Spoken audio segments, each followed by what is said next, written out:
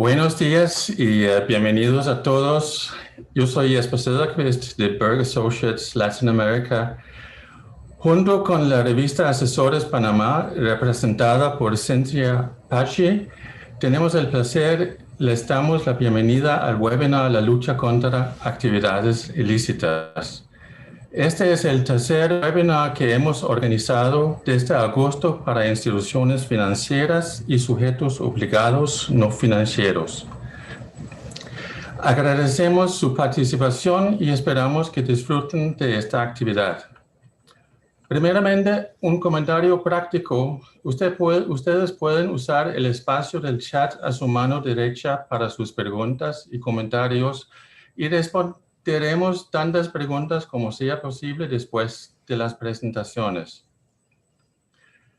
Deseamos agradecer a nuestros sponsors, la Superintendencia de Bancos de Panamá, la Superintendencia de Sujetos Obligados No Financieros, la Unidad de Análisis Financiero, la Asociación de Oficiales de Cumplimiento de Panamá, ASOCUPA, la Cámara Panameña del Mercado de Capitales, CAPAMEC, la Confederación Latinoamericana de Ahorro y Crédito, COLAC, Latin Trust and Consulting y finalmente World Compliance Association, el capítulo de Panamá.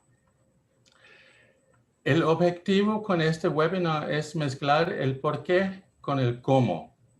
El por qué significa comprender el problema desde un ángulo socioeconómico que explica el tamaño y los severos daños que las actividades ilícitas causan en nuestras sociedades. Y el cómo significa la manera en que países, organizaciones internacionales, empresas y personas manejan el cumplimiento y el gobierno cooperativo con eficiencia para lograr una gran diferencia en esta lucha. Las panelistas son expertas muy reconocidas en los temas que hoy trataremos. Paulina Franceschi nos hablará sobre la lucha contra actividades ilícitas desde la perspectiva social general. Marilisa Quintero nos hablará sobre esa lucha desde la perspectiva del gobierno cooperativo. Y finalmente Marisol Sierra nos hablará sobre esta lucha desde la perspectiva de cumplimiento. Bienvenidos. Tengo el placer de presentarles a Paulina Franceschi. Ella es consultora internacional. En Berg Associates, Paulina es consultora asociada en el área de responsabilidad social empresarial y gestión política estratégica. Paulina es ex coordinadora del Informe Nacional de Desarrollo Humano del PNUD y ex vicerrectora de la USMA y ex embajadora de Panamá en Australia. Paulina, un gusto de tenerte con nosotros. Muchísimas gracias. Para mí también es un placer ser parte de este panel el día de hoy y permítanme también agradecer a cada uno de ustedes que está participando en este interesante panel que vamos a tener hoy como parte de una serie de webinars ya organizados previamente, cuyo objetivo ha estado centrado en esta dimensión de los flujos financieros ilícitos y en particularmente en aspectos que tienen que ver mucho con las instituciones financieras y sujetos obligados y cómo prepararse mejor para ser exitosos en tiempos de incertidumbre. Sin duda alguna, un tema que hoy, después de COVID, es tremendamente apremiante, ¿no? Yo quisiera en esta ocasión, y me voy a permitir compartir mi pantalla, abordar el fenómeno desde una perspectiva ligeramente diferente. En primer lugar, permítanme mostrarles, pues yo quisiera presentarles en primer lugar una dimensión más social, más global de este fenómeno de los flujos financieros ilícitos, y me gustaría centrar mi atención en dos objetivos muy importantes, tomando en consideración que el tema que nos ocupa hoy, los flujos financieros ilícitos, en efecto se ha constituido en el lado oscuro de la globalización, como bien lo dice Pamela Cook-Hamilton, que es la directora de comercio de UNTAC. Y ese lado oscuro de la globalización es un lado oscuro preocupante, porque hablamos de flujos ilícitos de gran volumen, yo diría alarmantes volúmenes de dinero, que está también a cargo de organizaciones profesionales, pero en particular organizaciones criminales transnacionales, y que ha adquirido un carácter internacional, transcontinental y transfronterizo, que se ha convertido así en uno de los mayores actores en la actividad global actual. Por ello es muy importante que nosotros nos preguntemos cómo se gestionan estos problemas que traspasan fronteras y continentes, como es este fenómeno.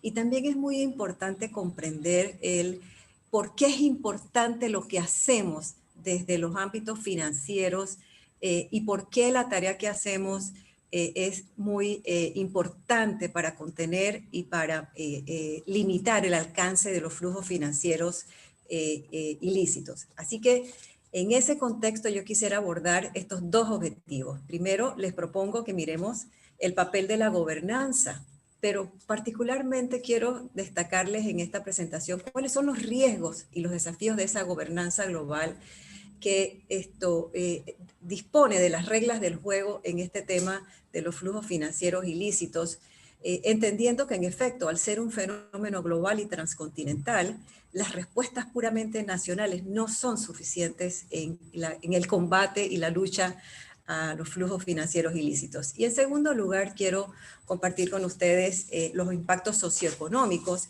y darles a comprender la relevancia que este tema ha tomado para efectos de la agenda de desarrollo de los países nuestros, ¿no? Entonces, vamos a pasar entonces al primer objetivo, que tiene que ver con la gobernanza, y permítanme decirle que nosotros hoy en día entendemos que una gobernanza eficaz es esencial en los países a nivel regional, a nivel institucional, corporativo, como vamos a ver en la conferencia de gobierno corporativo, y es esencial en el tema de las sociedades para asegurar sociedades pacíficas, saludables y prósperas, que es muy importante en el contexto mundial que vivimos ahora, ¿no? Permítanme definir antes que nada qué debemos entender por este tema de gobernanza. Y yo quisiera usar la analogía del cuerpo humano, que es un perfecto sistema de gobernanza, ¿no?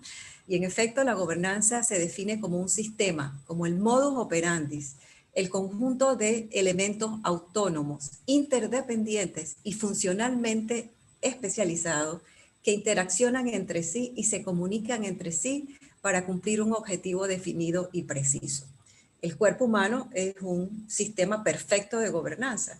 Ustedes pueden entender esta interrelación entre los órganos independientes y autónomos, entre las comunicaciones entre ellos, y cómo cuando esto fluye y tiene un fin común para todos, hay un estado de salud y bienestar a nivel del cuerpo humano, ¿no? Cuando miramos este término desde lo que es la función estatal y Estado-nación, pues entendemos la gobernanza como la suma de organizaciones, la suma de instrumentos de política, de instituciones, reglas, procedimientos y normas que usa el Estado para llevar a la acción una política pública, un programa o una tarea específica, como lo es, por ejemplo, el tema de los flujos financieros ilícitos. Y ahí cabe preguntarse dos cosas muy importantes, ¿no? ¿Cómo se organiza esto realmente?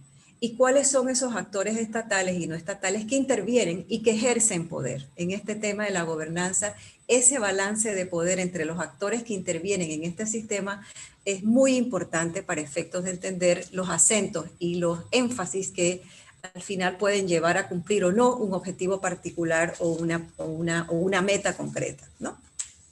Entonces, cuando nosotros analizamos el tema de la arquitectura institucional que rige en esa gobernanza global desde los flujos financieros ilícitos, nosotros podemos colegir fácilmente que la arquitectura institucional en este tema es tremendamente vasta. Y también podemos decir que es a partir de 1980 cuando la comunidad internacional toma realmente conciencia de la importancia que tiene este tema para los países y para la convivencia pacífica. Yo quisiera destacar aquí, por ejemplo, lo que es algunos entes, como es Naciones Unidas, y en particular el Consejo de Seguridad, que tiene que ver mucho con este tema que nos ocupa de flujos ilícitos financieros. Destacar también, por ejemplo, las actividades del Grupo de Acción Financiera, GAFI, que es un ente que es muy común en la narrativa de los entes financieros. Y destacar también, por ejemplo, lo que es la participación de la OCDE, que igualmente es un ente que tiene que ver muchísimo con esa arquitectura institucional en los países. Adicionalmente, en esa arquitectura institucional también hay grupos de países que ejercen ese poder en distintos ámbitos para la generación de las reglas del juego. Quiero destacar, por ejemplo, lo que es el grupo del G20, que seguramente también es un grupo de países que para ustedes es muy conocido, representan las 20 economías más importantes del mundo, pero también está el grupo de los países del G8 y los países del G77 y China, que tienen incidencia en otros ámbitos de esa arquitectura institucional internacional que les estoy hablando. Además también en esa gobernanza, en ese sistema, pues como dijimos, existen reglas, juegos, normas y procedimientos.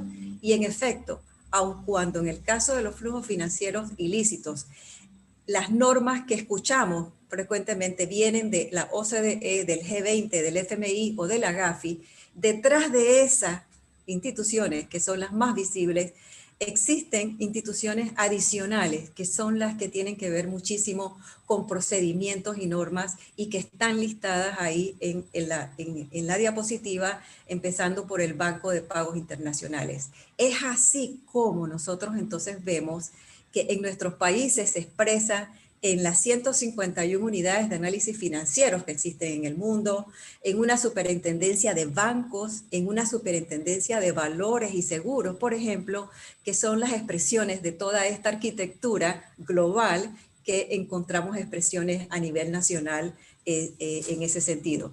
Y también mencionarles que sí, hay también un amplio, vasto marco de acuerdos y convenciones internacionales, algunas de ellas muy conocidas para ustedes, pero que son parte importante de ese sistema y de esa gobernanza global que, como les dije, es ese acompañamiento de entes autónomos, normas, procesos que establecen las reglas del juego. Pero ¿cuál es el tema que quiero destacar en esta intervención? Uno, que hay riesgos asociados a esta gobernanza global. El primer riesgo tiene que ver con algo que llamamos legitimidad, es decir, cuán legítima, cuán representativas son los países que intervienen en la generación de estas reglas del juego. Y como vemos aquí en la diapositiva, en colores más oscuros, se encuentran los países que normalmente constituyen esas 6 instituciones anteriores que les mencioné. Y como ven, son todos países que tradicionalmente han tenido un poder de veto en Naciones Unidas, un poder de veto en el Fondo Monetario Internacional, y son hoy en día naciones y países que no necesariamente representan esa arquitectura y ese emergente orden global que tenemos hoy en día y que reconocemos que ha cambiado tremendamente. Y el segundo desafío, que es muy importante en el tema de la gobernanza global, es decirles que en efecto, así como se están dando cambios y la gobernanza global está transitando a una gobernanza mucho más multipolar, por ejemplo, uno de los grandes desafíos es que uno de los actores no estatales que está empezando a intervenir en esta gobernanza global son precisamente esas redes de crimen organizado, esas redes terroristas y esas organizaciones paramilitares que están empezando a asumir un papel decisivo en la resolución de temas globales, sobrepasando la capacidad de los estados que tradicionalmente han estado involucrados como actores no estatales. Y estos son dos grandes riesgos muy importantes sobre esta gran paraguas que es la gobernanza global, porque son riesgos que van a definir de alguna manera hacia adelante algunas cosas muy importantes y hay que tenerlos pendientes para entender qué está pasando en esta nueva emergencia de un orden global, de un poder global distinto, que estamos todos siendo testigos de ello en este momento en el mundo, ¿no?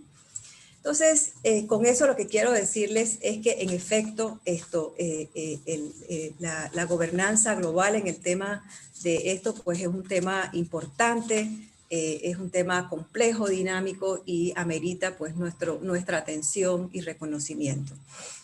Permítanme ahora entonces pasar al segundo objetivo de mi presentación, que tiene que ver con el impacto socioeconómico y particularmente con el impacto en el tema del desarrollo de los países. como indicamos aquí, los impactos son enormes. Por ejemplo, sabemos que miles de millones de dólares de flujos financieros ilícitos traspasan las fronteras anualmente en todos los países del mundo.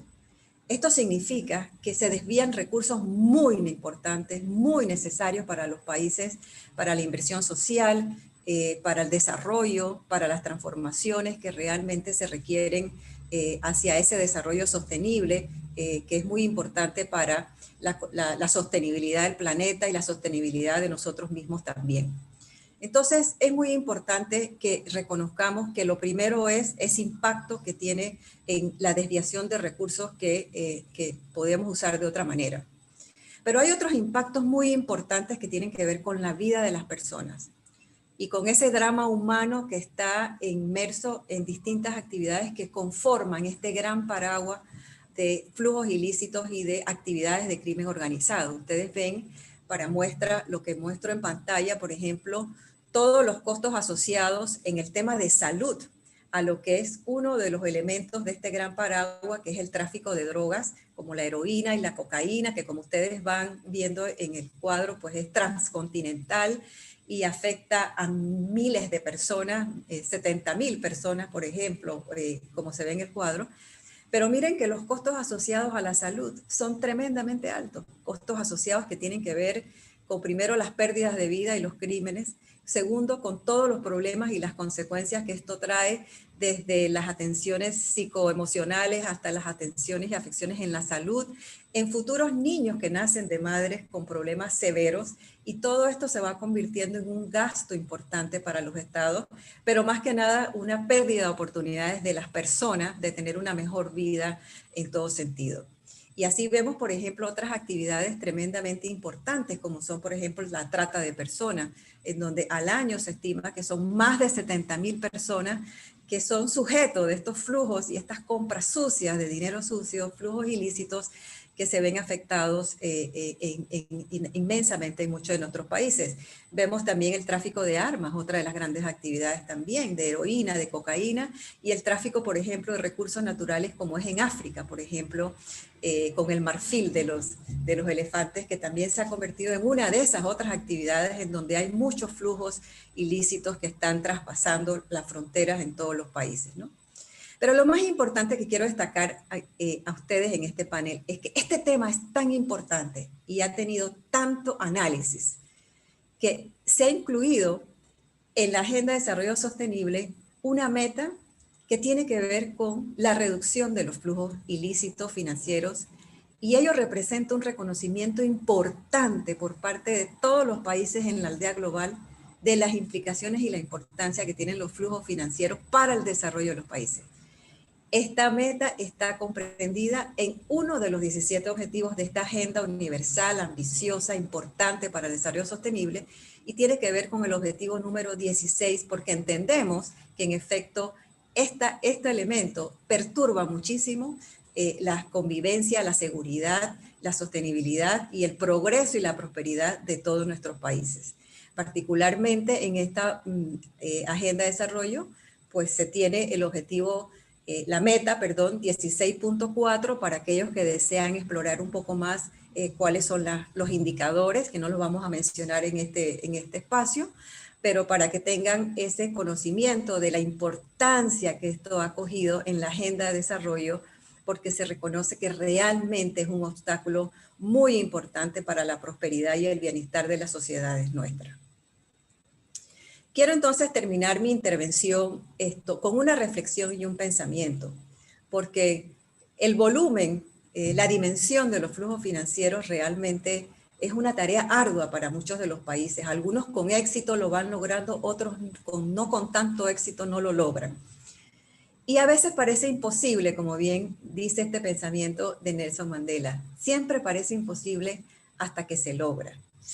Y esto lo contrapongo con la opinión de Yuri Fedotov, que fue el exdirector de la Agencia de Droga y Crimen de Naciones Unidas, que dice: debemos seguir trabajando juntos hasta lograr esto que parece imposible, que es controlar un factor que realmente nos afecta como sociedad y nos afecta como países y demás. Yo quiero terminar agradeciéndoles enormemente e insistiendo en no desfallecer en esta búsqueda de seguir trabajando en esto, porque cada transacción, cada flujo ilícito que podemos contener significa un drama humano menos, un menor drama humano, y significa vida, significa oportunidades para mucha gente que queda atrapada en todo este gran paraguas de flujos financieros ilícitos de una manera injusta, ciertamente. Muchísimas gracias y estaremos muy atentos a todas sus preguntas, interrogantes al final del seminario. Muchas gracias.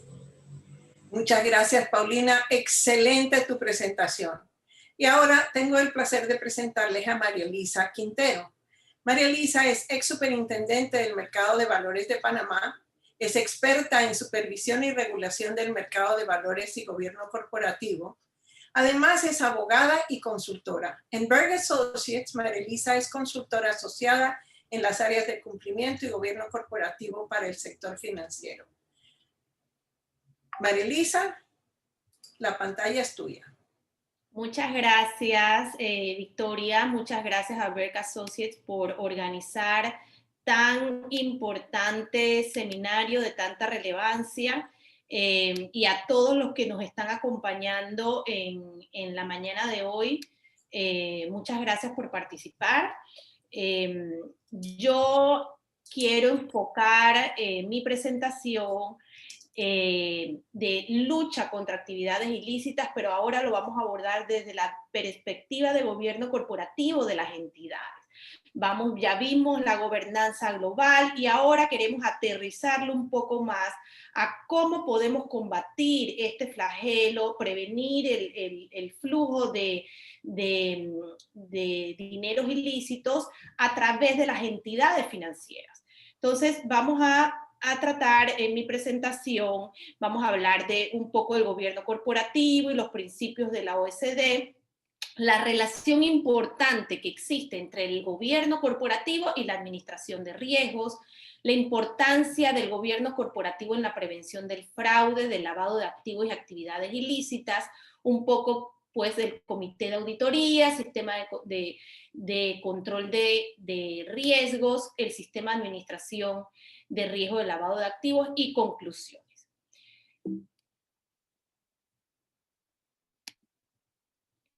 Antes de entrar pues, en el fondo de la presentación, considero importante conversarles de estos tres pilares de gobierno corporativo en la gestión de toda entidad financiera que admite dineros de terceras personas para algún tipo de servicio. Básicamente tenemos por un lado la distribución de poder. En este aspecto es importante reflexionar sobre quiénes son las personas que toman las decisiones en las entidades, quién manda, quién decide qué, y es importante reconocer que en el gobierno corporativo debe existir una separación entre los accionistas con los administradores y con la gerencia, y reconocer que esta separación lo que busca es generar un valor económico y mayor rentabilidad y transparencia hacia los accionistas.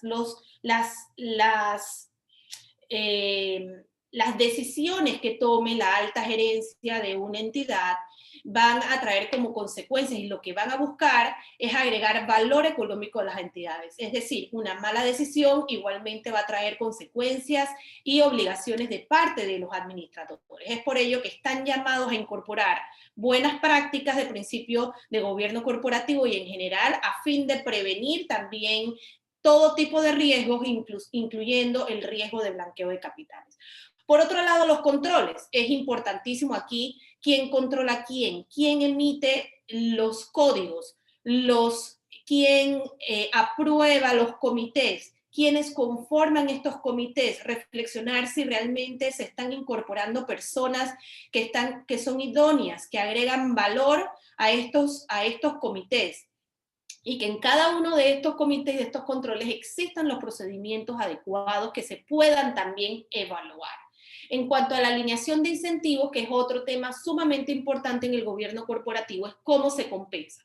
Si existen realmente programas que conecten la compensación con el desempeño económico de la empresa. Y es una manera importante para que los administradores y los empleados de la empresa realmente tomen decisiones en beneficio de su propio desempeño y en beneficio económico de la empresa, incorporando buenas prácticas. De lo contrario, el tema del riesgo reputacional puede tocarles y es precisamente lo que se desea evitar.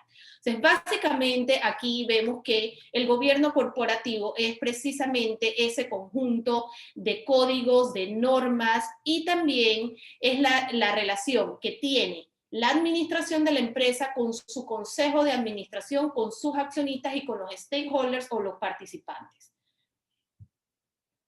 Pasamos entonces, no quiero detenerme aquí, solamente quiero llamar la atención que todas las empresas financieras reguladas, ya sea por la Superintendencia de Bancos, Superintendencia de Seguros y Reaseguros de Panamá, la Superintendencia del Mercado de Valores, con licencia, casas de valores, administradoras de inversión, etcétera, todos están llamados al cumplimiento de buenas prácticas de gobierno corporativo, a incorporar en sus normas sistemas de control interno, comités de auditorías internas, importante para los efectos que nos ocupa el comité de ética y cumplimiento, un comité de gobierno corporativo, manuales de gobierno corporativo, que realmente estas entidades deben reconocer y entender los riesgos asociados a sus servicios y sobre todo uno de los riesgos, el de flujo ilícito de dinero.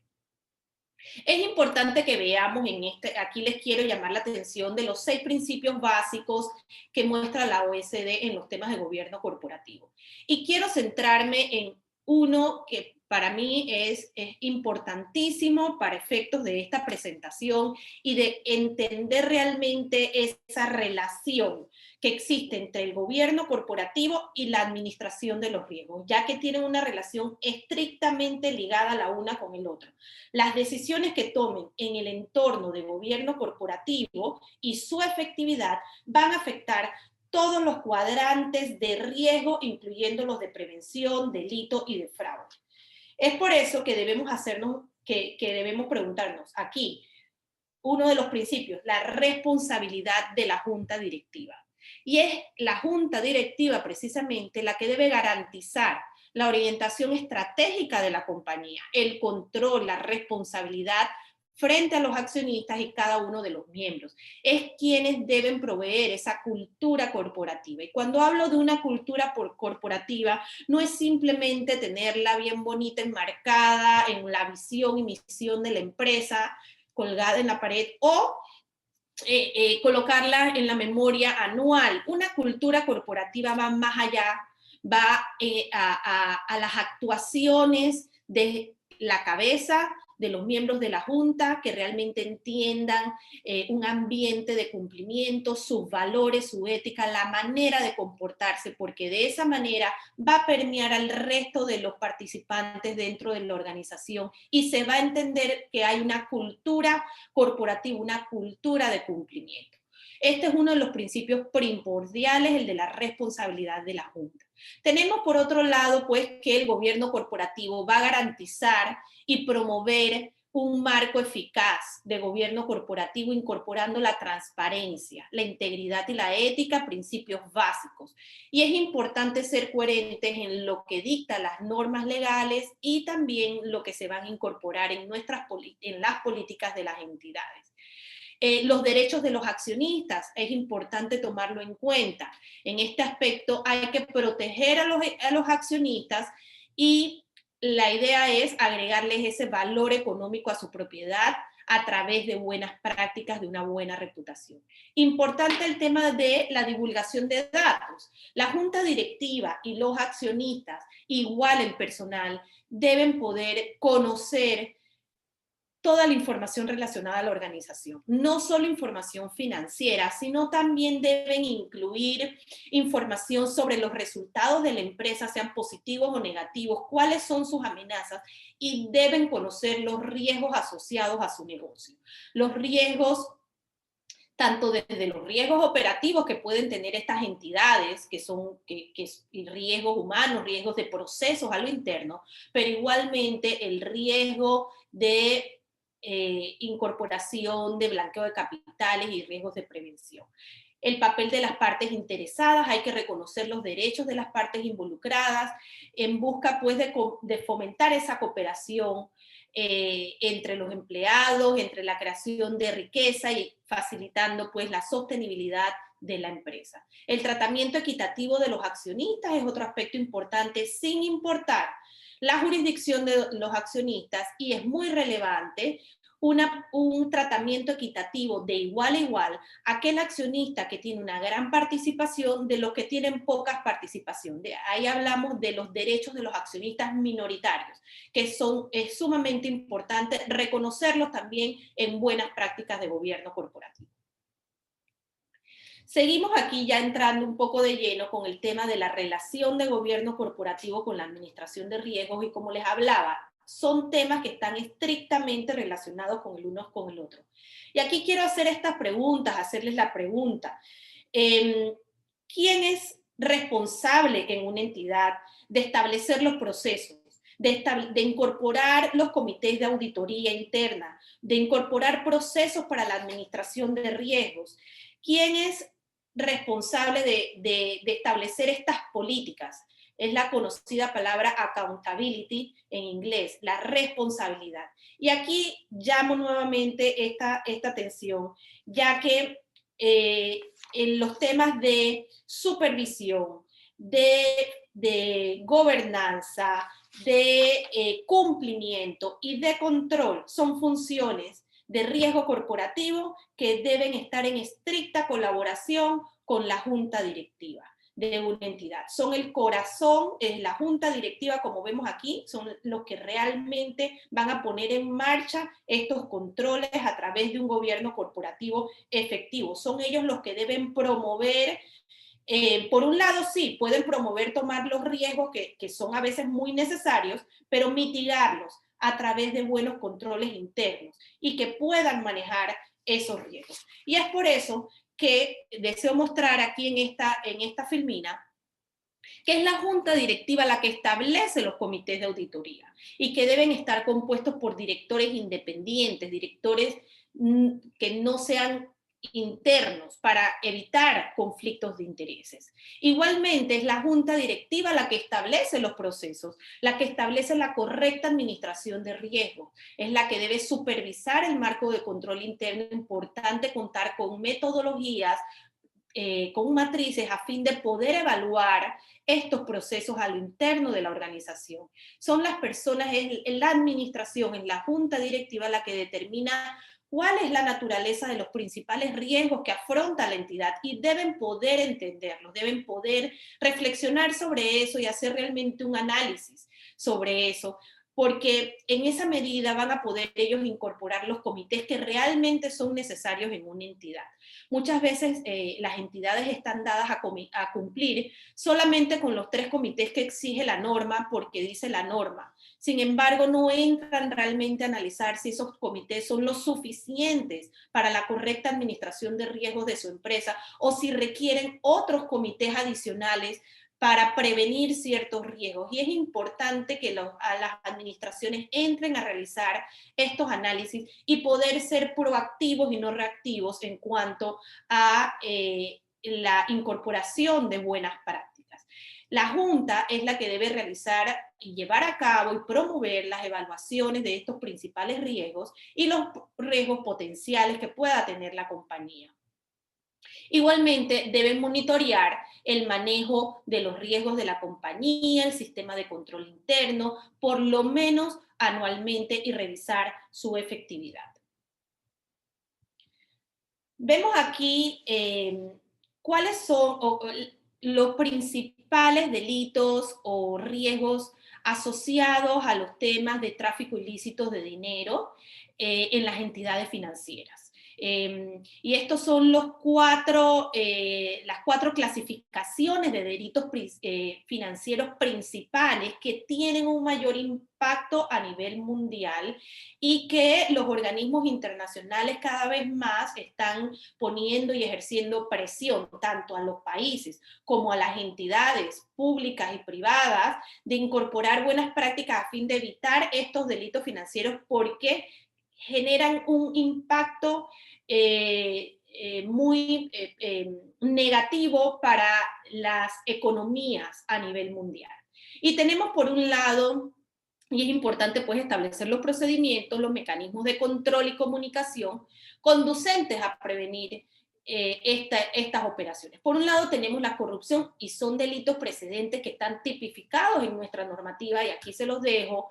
En los delitos de corrupción, de servidores públicos, peculado, enriquecimiento injustificado, el tema de la evasión fiscal que conlleva cárcel de 2 a 5 años y es un delito precedente de lavado de activos, el tema de lavado de dinero. Igualmente los de fraude y los delitos financieros que incluyen desde el uso ilegal, transferencia ilegal de recursos financieros, falsificación de información contable, divulgación de información confidencial, compra ilegal de valores, manipulación de mercado, suministro de información falsa. Es importante que tengamos esto en cuenta, no me puedo detener en cada uno de estos, cada uno de los temas puede ser una charla y voy a ser responsable con el poco tiempo que tenemos. Quiero mostrarles la importancia aquí de gobierno corporativo y cuáles son los roles dentro de una entidad y las responsabilidades de cada una de estas personas en una entidad para administrar los riesgos. Y partimos desde la cabeza, como ya les he mencionado, de la junta directiva, quienes son los que van a desarrollar ese apetito a riesgo de una empresa, pero de una manera controlada, mitigándolo los riesgos, porque riesgo cero nunca se va a tener. Pero es importante entonces conocer el riesgo y poder mitigarlo. Entonces debe permanecer siempre informada. La junta directiva debe estar siempre capacitada, debe tener un programa de formación a fin de estar todo el tiempo actualizada sobre los posibles riesgos y los riesgos más significativos que pueda afrontar la empresa. Y del manejo ejecutivo. Por otro lado, tenemos al administrador y gerente general, quien debe asegurarse de que exista un ambiente de buen manejo corporativo, una cultura de riesgo, como les mencionaba, y es la persona que va a proveer ese liderazgo, ese ejemplo, y también debe monitorear las actividades de riesgo y en relación al apetito de riesgo. Por otro lado, tenemos a los VP o a los ejecutivos seniors, quienes van a convertir las estrategias en objetivos operacionales. Y ahí ya deben identificar y evaluar el impacto de los riesgos y dar respuestas a sus efectos.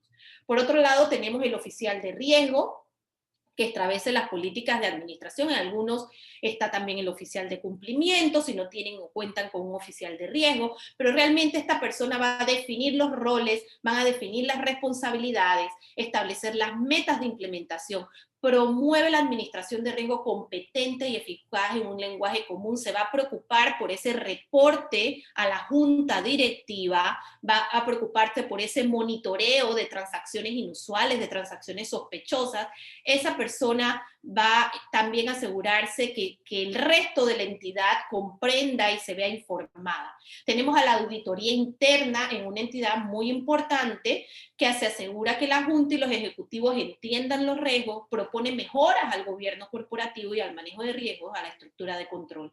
Y tenemos el manejo operacional. Ya estos son los funcionarios, las personas o recursos humanos que va a, en su día a día, en sus funciones diarias, va a controlar a lo interno los posibles riesgos. Quiero llamar la atención aquí que no solamente, como observan, tenemos al oficial de riesgo o al oficial de cumplimiento como el único caballito de batalla en los temas de prevención. Aquí es un engranaje de todos los participantes de una institución y no solo de una entidad, no solamente es esa la persona responsable de prevenir los temas de blanqueo de capitales y de flujos ilícitos. Aquí parte desde la cabeza al control interno y entre todos debe haber un un marco cooperativo entre todos los que laboran en la entidad y un ambiente de cumplimiento. Básicamente, solamente mencionar el comité de auditoría, la importancia, esto es clave en toda entidad, ya que se va a encargar de evaluar el sistema de control interno de las empresas, también el comité de cumplimiento, no quiero entrar en este porque no viene también la próxima presentación, pero es importante que el comité pues vele porque existe el manual de prevención, porque se cumpla el sistema de administración de riesgos de lavado de activos. ¿Y quiénes son los responsables de todo esto? Pues de salvaguardar una buena gobernanza dentro de la entidad, pues la junta directiva y la gerencia superior, quienes realmente deben tener esto, se la tienen que tener muy clara, y pues realmente poder proteger y prevenir pues estos delitos de blanqueo y financiamiento del terrorismo y procurar que se cumplan las leyes y las regulaciones vigentes. Básicamente quiero mostrarles aquí las consecuencias de malos manejos en lo que ninguna entidad quisiera entrar. Por un lado, si no existen programas que conectan la compensación de los administradores con el desempeño económico de la empresa, no vamos a tener gerentes o ejecutivos principales o administradores llamados a tomar buenas decisiones que incrementen el valor de la empresa hacia los accionistas. Es por eso muy importante que se generen en los manuales de gobierno corporativo políticas en este sentido y que amarren ese desempeño con la eficiencia y la eficacia. La responsabilidad legal es importantísimo. Hasta cierto punto, y es así, es una realidad, los directores y los oficiales y los administradores son responsables ante los accionistas por daño derivado en la toma de sus decisiones. Y esto incluye la responsabilidad penal. Es por ello la importancia de cumplir con buenas prácticas. La reputación, esto es importantísimo. Perder una buena reputación es en un abrir y cerrar de ojos, y para volver a recuperarla se requiere muchísimo. Es por ello que las decisiones que no incrementen valor, que no generen valor económico en una empresa y que por el contrario tengan decisiones en donde se incorpora algún riesgo de tráfico ilícito, va a afectar no solo la propia reputación profesional de ese administrador, sino también, y evitar que generen mejores compensaciones, sino la reputación de toda la entidad, que va a llevar a otra consecuencia aún peor, que es la amenaza de toma de control. Ante malos manejos, malas decisiones administrativas, se tiene la posibilidad y la probabilidad de que otra empresa adquiera la propiedad de determinada entidad, y en el peor de los casos, que los reguladores entren en reorganizaciones, intervenciones, liquidaciones, tomas de control por parte de los reguladores financieros y pues a la postre el cierre del negocio. Entonces no queremos vernos inmersos en este tipo de amenazas y de consecuencias de los malos manejos. Y finalmente, para concluir, en mensajes de por qué es importante contar con buenas prácticas de gobierno corporativo, va a fortalecer la adecuada administración de las empresas, previniendo el riesgo de lavado de activos, de fraudes y demás delitos financieros. ¿Y por qué? Bueno, mitigar estos fraudes, mitigar el riesgo de corrupción, de prevención de operaciones ilícitas, ya que va a mejorar la capacidad de tomas de decisiones correctas, fundadas, adecuadas, va a incluir principios éticos que se deben incorporar, valores que deben incorporar todos los miembros de una entidad, va a reducir los costos, va a aumentar la rentabilidad, va a disminuir los conflictos de intereses en las partes interesadas y sobre todo se va a tener un éxito empresarial, va a tener ventajas competitivas, buena reputación, mantenimiento de los colaboradores y muy importante, aumenta la confianza. Yo creo que es importante cerrar mi presentación concluyendo que la confianza de los inversionistas, de todas las partes involucradas, de los participantes, es de esencia. La confianza es lo que pone en marcha los mercados financieros globales. Y en la medida en que todos los participantes del sector financiero entendamos y reconozcamos la importancia de consolidar en nuestras organizaciones buenas prácticas de gobierno corporativo, van a llevar a las empresas a una mayor rentabilidad, va a llevar al país a un crecimiento económico, y es un valor importantísimo, pues, el tema de generar esta confianza de los inversionistas. Definitivamente se va a volcar a entidades eficientes, entidades sostenibles, que ese es otro tema importantísimo, cumplidoras y pues generar mayor inversión internacional en nuestra economía. Muchas gracias, y quedo pues también muy atenta a sus comentarios y a sus consultas. Muchas gracias. Gracias, María Elisa, una excelente presentación. Quisiera, antes de presentar a Marisol, decirles que probablemente nos pasemos un poquito del tiempo porque, bueno, con estas panelistas es muy difícil evitar que se vayan emocionando y nos emocionen a todos nosotros. Ahora vamos a escuchar a Marisol Sierra. Marisol es vicepresidenta de Gobierno Corporativo y Cumplimiento de Metrobank y es exdirectora de Prevención y Control de Operaciones Ilícitas en la Superintendencia de Bancos de Panamá. Bienvenida, Marisol.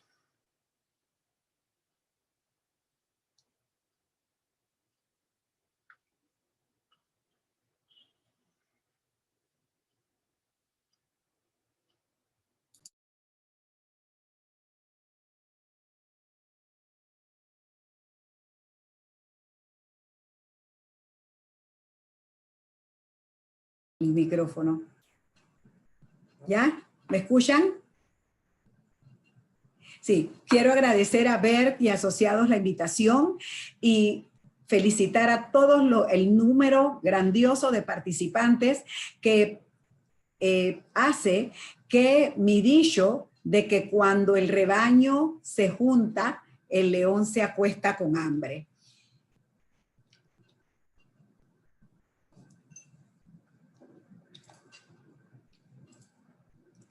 Vamos a ver los desafíos. Yo me he enfocado mucho en el tema de COVID, porque es nuestra realidad en el día de hoy. Vamos a ver los desafíos para cumplimiento y también nuevos desafíos que tenemos con el tema de evasión fiscal, que es algo que es necesario para nuestro país. En los desafíos de cumplimiento en la pandemia, quiero decirle que hemos vivido momentos muy difíciles en el sector humano, en el sufrimiento, en trastornos económicos. A nuestro país, la región y el mundo entero está muy golpeado, y eso ha hecho que las autoridades nacionales y los organismos internacionales nos hayan informado que nosotros tenemos que estar alerta sobre aquellos sobre aquellos crímenes y que hay delincuentes y terroristas que están buscando aprovecharse de las oportunidades para recaudar fondos dentro de la pandemia, ayudándose del dolor humano. Entonces tenemos que estar alertas a los riesgos emergentes. ¿Qué estrategias tenemos en materia de prevención? Bueno, se ha hecho necesario medidas alternas de teletrabajo, fortalecer el enfoque basado en riesgo, reajustar y reforzar nuestros sistemas de prevención. Nos ha tocado a todos, el regulador nos los ha pedido, de hecho todas las inspecciones han solicitado que tengamos la parte de COVID incluida, y no solo nuestros reguladores, nuestros corresponsales y las calificadoras de riesgo.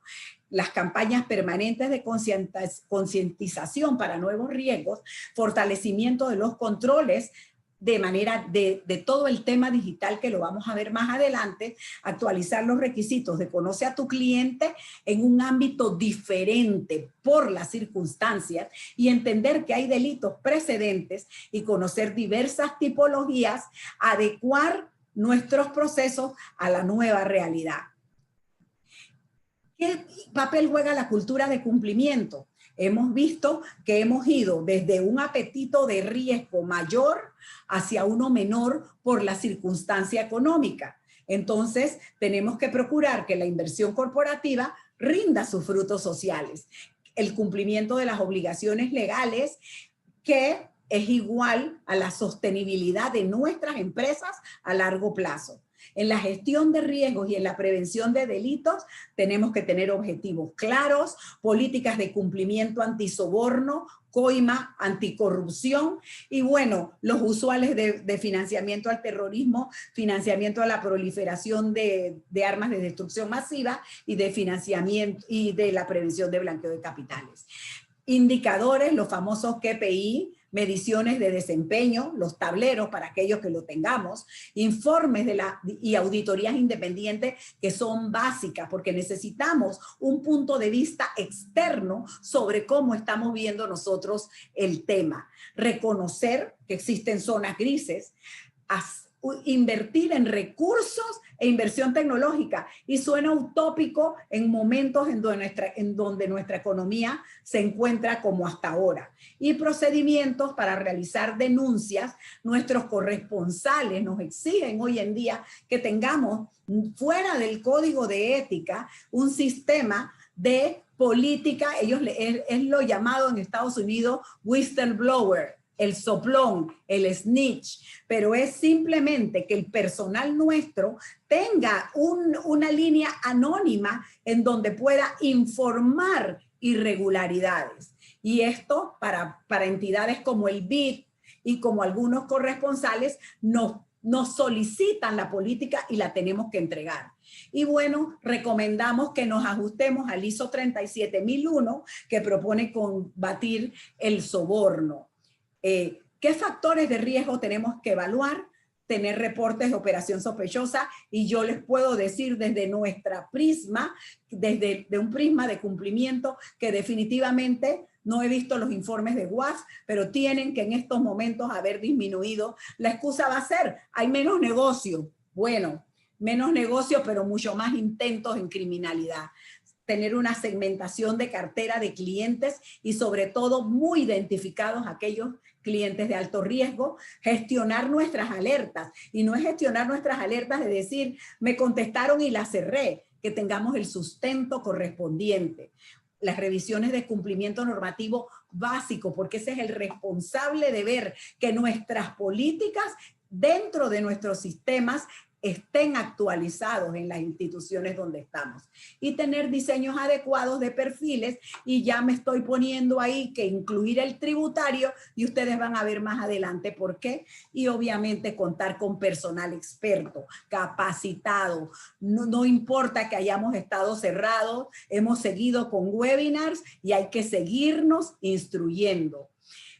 Ha habido un aumento de delitos a nivel global en delitos financieros, delitos contra el orden público, tributario, crimen cibernético a través de las criptomonedas, los criminales trabajando en el dark web, aumento de operaciones por el hecho de que no son presenciales. Bueno, hay excepciones, yo puedo hablar por nosotros, eso es decisión de cada institución. En mi institución, como la banca nunca cerró, todo ha sido presencial, pero hay lugares donde hay clientes en el extranjero en donde el tema se ha tenido que manejar por control remoto y allí nuestro riesgo incrementa. Hemos visto robo de identidad, utilización de microempresas para lavar dinero, tráfico y venta de medicamentos falsos, incremento en reclutamiento de personas que por estar desempleadas, el crimen organizado se aprovecha.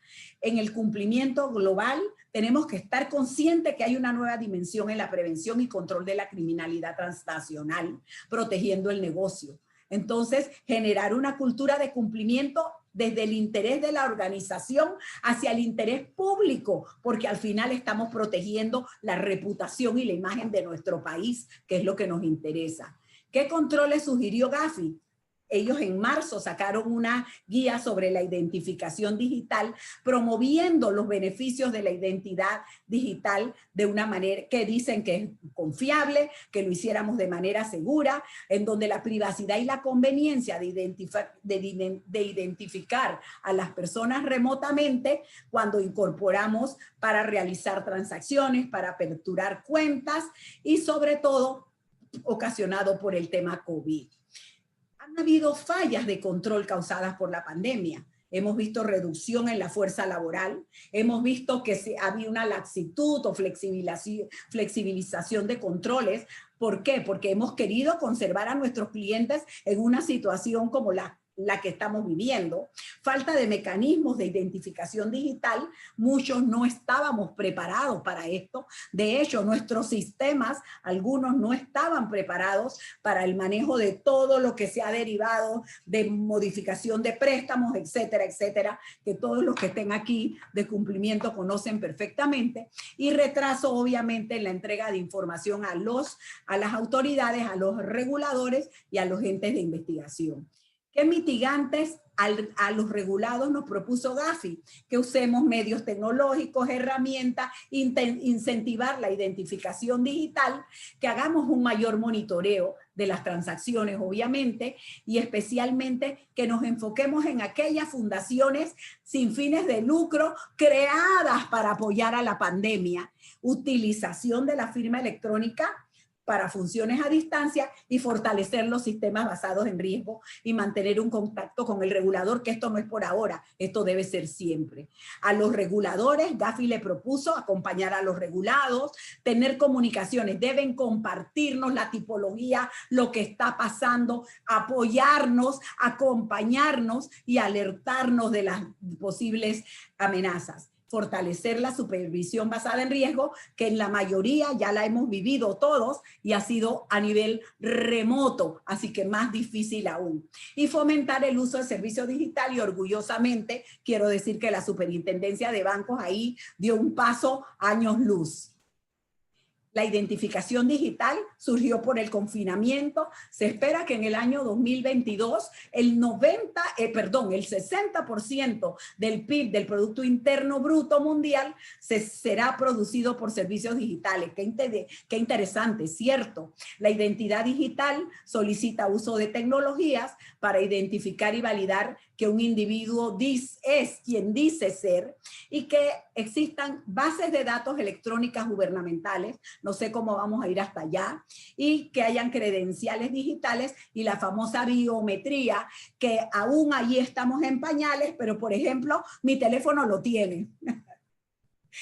Uso de fuentes de información digital, dicen que es más barato, más fácil, más seguro para onboarding, o sea, para la incorporación en el sector financiero. Nos va a facilitar el monitoreo de transacciones y minimizar las debilidades que podamos tener en el control humano. A los clientes les va a facilitar el proceso digital from end to end, o sea, de extremo a extremo, para abrir cuentas digitales, y a los préstamos, pero allí vamos a tener que tener procesos muy específicos para mitigar nuestros riesgos. Obviamente requiere inscripción, enlaces credenciales, y se piensa que podemos reducir nuestros costos hasta en un 90%.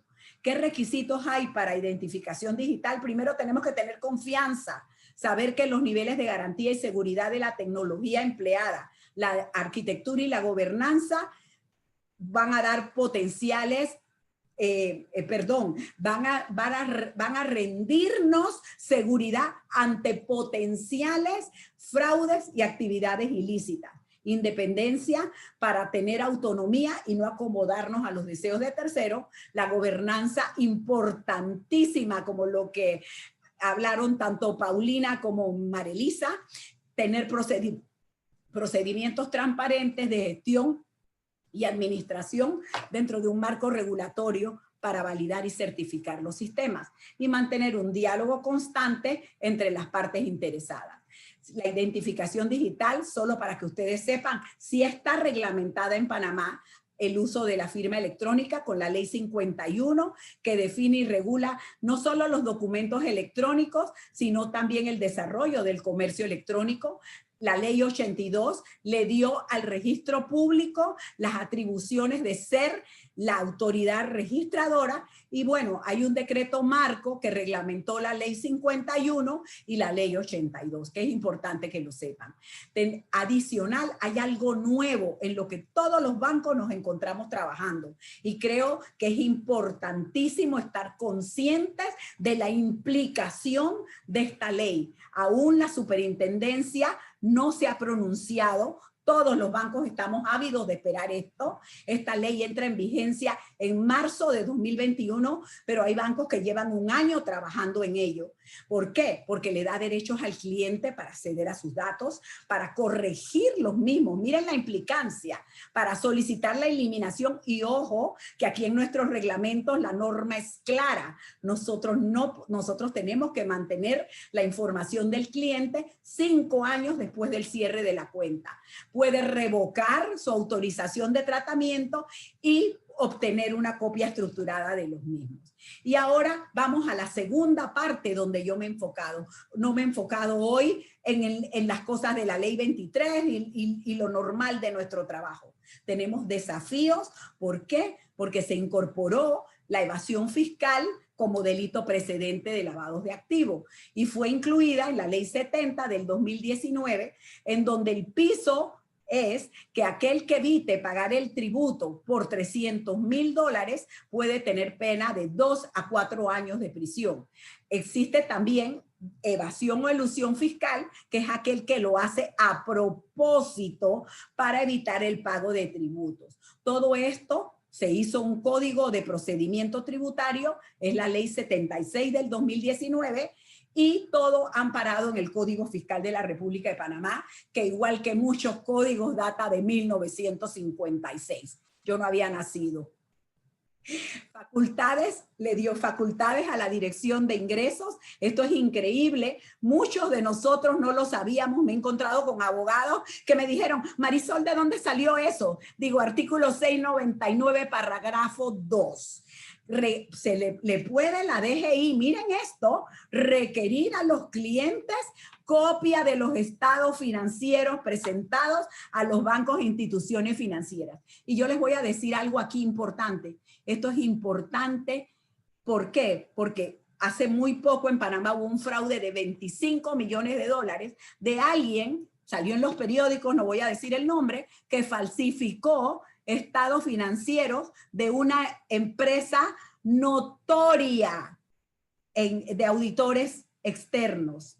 Eso está ahorita mismo en una demanda. Entonces, esto la verdad es que tiene su lado bueno, porque nosotros siempre vemos el tema de que otro tema policial más, policial no porque sean policías, sino porque es un control adicional.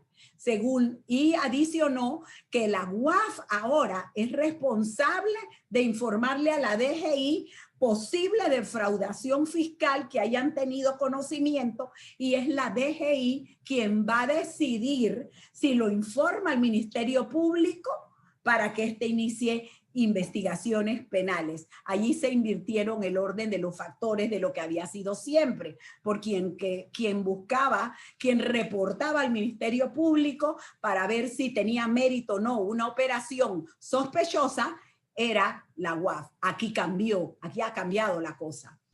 ¿Qué retos tenemos en la industria? Ahora nos piden elaborar un perfil tributario de nuestros clientes.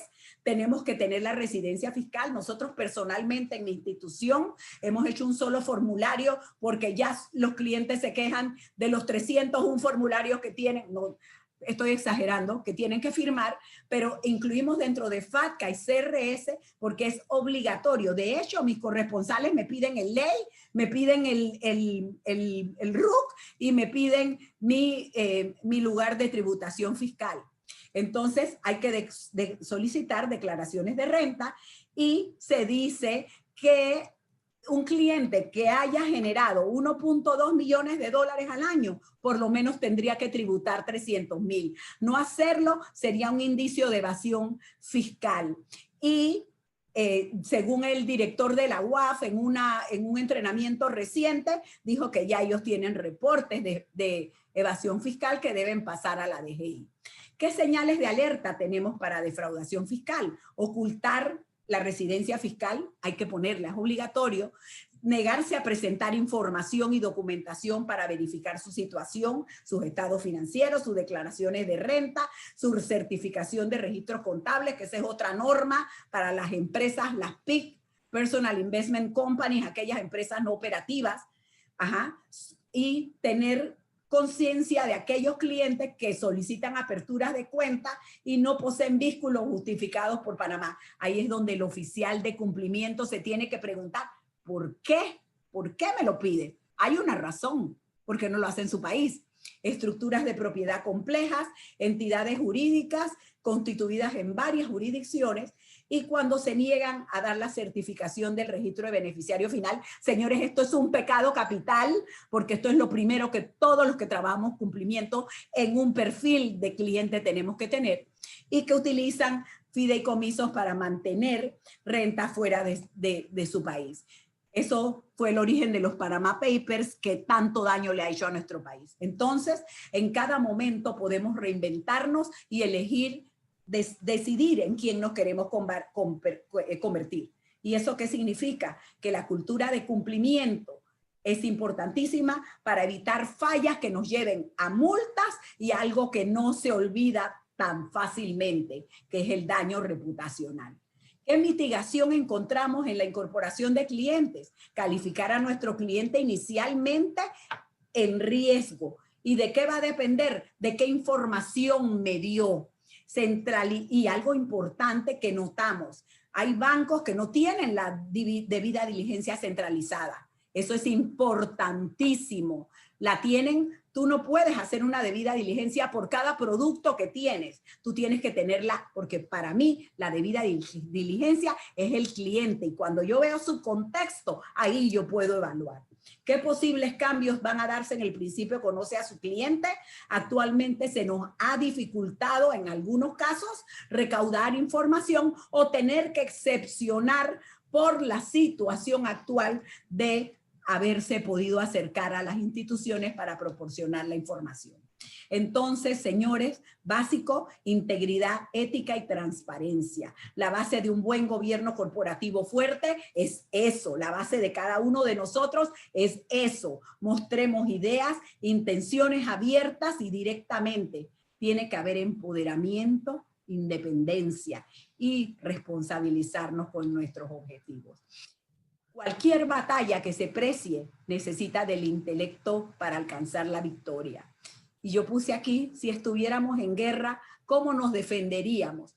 Pero ahorita mismo lo que vivimos es el equivalente a una guerra, que algunos dicen que es biológica, eso no lo sabrán nuestras generaciones. Habrán investigaciones cuando nosotros no estemos en esta tierra.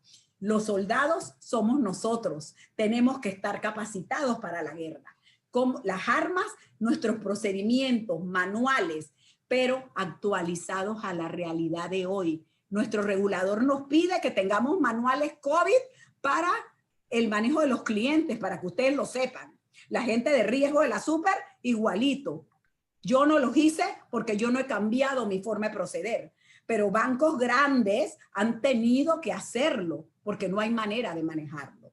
La estrategia, tenemos que estar conscientes que el enemigo existe y contar con la evaluación de riesgo, mitigantes y controles. La táctica, utilizar nuestro conocimiento, nuevas tecnologías y herramientas que nos ayuden a protegernos y a vencer. Recordemos que el incumplimiento tiene consecuencias sancionatorias, administrativas, penales y reputacionales. Y finalmente, quiero darle las gracias. Estaremos ávidos a sus preguntas, pero recordarles que en la vida no hay premios ni castigos, sino consecuencias. Y que en momentos de crisis, cuando muchos se desaniman, nosotros nos capacitamos. Muchísimas gracias por su atención. Marisol, no podemos hacer otra cosa más que felicitarte, al igual que nuestras otras panelistas. La verdad es que han sido extraordinarias. Las felicitamos. Nada más de ver la cantidad de preguntas, no tenemos el tiempo para todas, pero vamos a hacer una por persona, para por lo menos y compartir las que tenemos. Paulina, nosotros tenemos un problema muy grande porque el crimen organizado está separado, no tiene ni las cortapisas ni las legislaciones que nosotros tenemos y tienen todos los recursos del mundo. Y para aterrizar en Panamá, cuando tenemos tantos casos de alto perfil y el castigo nunca llega. Sí. Muchas gracias por esa pregunta, porque en efecto eso es un tema que también caracteriza mucho a estas redes criminales organizadas que normalmente se instalan de una manera más fuerte en estados cuyas debilidades institucionales, normativas, legales, son notorias. Entonces, ¿dónde proliferan más y qué es lo que buscan? Precisamente debilidades institucionales en los sistemas fundamentales, justicia, Estado eficiente. Entonces, ahí hay un tema que tenemos que prestarle mucha atención, por eso es el énfasis en que tenemos que tener instituciones sólidas, tenemos que tener procesos y normas que podamos realmente llevar a cumplimiento, porque esos son los espacios que ocupan. Entonces, cuando hay debilidad institucional y cuando no hay presencia del Estado en los territorios, que es a través de donde empieza este modus operandi del crimen organizado, pues más fácilmente van capturando un espacio en donde el Estado no está presente y van sumando a la red de crimen organizado personas y que están en condiciones normalmente de gran pobreza. Ese es otro elemento importante en sociedades en donde la pobreza y la desigualdad, el desempleo es alto. Ellos capitalizan eso. Por eso es que en estos momentos en otras entrevistas he estado comentando de que la situación que vivimos actualmente de COVID es muy importante analizarla porque va a dar un caldo de cultivo precisamente para que este crimen organizado se convierta en un mayor riesgo para países como los nuestros, ¿no? En donde sabemos que tenemos debilidades institucionales, sabemos que tenemos unas desigualdades y niveles de pobreza importantes. Entonces hay que estar pendientes y vigilantes porque sí tenemos elementos que harían posible que se consolidase más aún la presencia en países como los nuestros, ¿no? Muchas gracias, Paulina. María Elisa, voy a unir dos preguntas acá. Quisiera saber si una entidad no tiene un departamento de riesgo, solamente el oficial de cumplimiento y el comité de cumplimiento, ¿de quién entonces será la responsabilidad de incluir los procesos de riesgos, políticas, etcétera? Y además, ¿puede un directivo pertenecer tanto al comité de auditoría como al de cumplimiento al mismo tiempo? Gracias.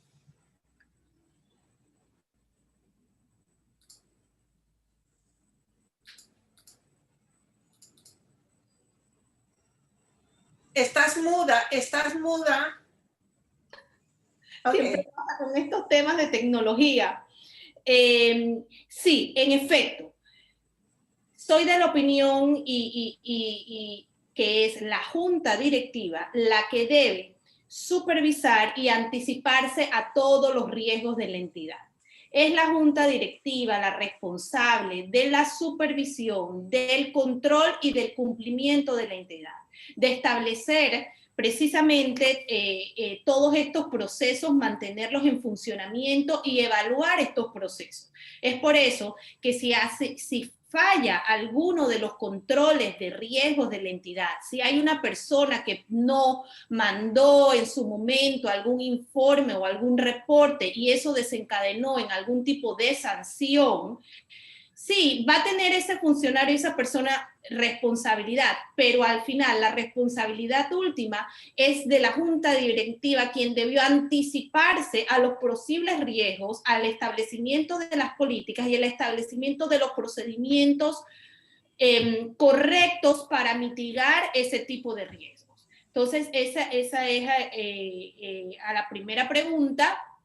Y sí, a la segunda sí considero que pueden haber mismos miembros en el comité. Los comités deben estar conformados por lo menos 3 personas dentro de una entidad, y que exista una misma persona dentro del comité de auditoría y el comité de cumplimiento, considero que agrega valor,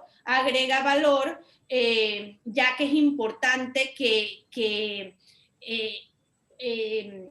haya una cooperación, una relación entre ambos comités, y que uno y otro puedan dar recomendaciones, que el comité de auditoría pueda dar recomendaciones al comité de cumplimiento en algún aspecto de prevención. Yo creo que aquí más va enfocado a verificar que las personas que conforman esos comités son idóneas, son personas que conocen de su labor, son personas que van a agregar un valor a la toma de decisiones. Yo pienso que eso es lo más importante, y más bien es evitar otros tipos de conflictos en estos comités.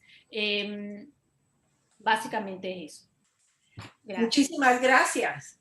Ahora tenemos una pregunta para Marisol. La verdad es que aquí, ¿a cuál de las 3 es más apasionada? Imposible de determinar. Primero que todo, Marisol, ¿tú consideras que los bancos y el sector financiero está preparado para la transformación digital? Y 2, ¿qué mecanismos y controles de cumplimiento se tienen contemplados para la implementación del tema de monedas virtuales y criptomonedas? Tremenda pregunta. Te contesto la primera. Los bancos nos hemos tenido que preparar, las instituciones financieras nos hemos tenido que preparar a la fuerza para enfrentar todo el tema digital. Pero si soy sincera, aún no estamos listos. Estamos trabajando en ello a toda velocidad, porque ya el regulador nos ganó. Increíble. Y ya hay clientes que nos están mandando solicitudes con firma digital. Increíble. Entonces tenemos que tener también dentro de nuestras instituciones y nuestros manuales la reglamentación correspondiente. Pero sí, yo creo que hemos avanzado muchísimo y estamos en buen camino. La otra pregunta, te voy a decir lo que necesitamos. En Europa, en otros países, en Estados Unidos, ya se maneja. México tiene una legislación, pero nosotros en Panamá aún no hemos salido con una reglamentación o una legislación, y es necesario que nuestro regulador se pronuncie. Ya hubo por ahí hace tiempo el MEF, creo que fue en la administración anterior, que sacaron un borrador, pero había una mezcla de todo. Pero esto es una necesidad, porque esto cada día más va a ser nuestro día a día, Victoria. Pero no estamos preparados aún, y muchos estamos muy renuentes a hacerlo por la falta de legislación que nos ampare. Muchísimas gracias, Marisol, y nuevamente muchísimas gracias a todos ustedes. Han sido una excelente grupo, y paso la palabra a Jesper. Sí, entonces hemos llegado al final, y queremos agradecer a todos por haber estado aquí con nosotros, y muchas gracias a nuestros patrocinadores, a nuestro socio Revista Asesores Panamá, y a nuestras excelentes panelistas, realmente un equipo de lujo. Mañana les enviaremos a todos una encuesta digital para evaluar el webinar, y su feedback es siempre muy importante para nosotros.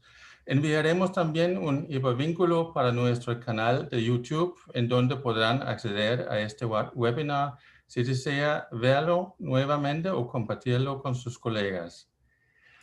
2020 ha sido un año muy... Perdón. 2020 ha sido un año muy desafiante para todos y un año devastador para muchas personas. También ha sido el año en que hemos aprendido a unirnos en el mundo virtual Esperamos seguramente todos que en 2021 nos traiga el fin de la pandemia. Será maravilloso cuando podamos volver a reunirnos nuevamente en el mundo real, pero también estamos seguros de que los eventos virtuales han llegado para quedarse y por lo tanto volveremos con más webinars en 2021 y esperamos verlos. Mientras tanto, les deseamos a ustedes y a sus seres queridos todo lo mejor. Cuídense y hasta la vista.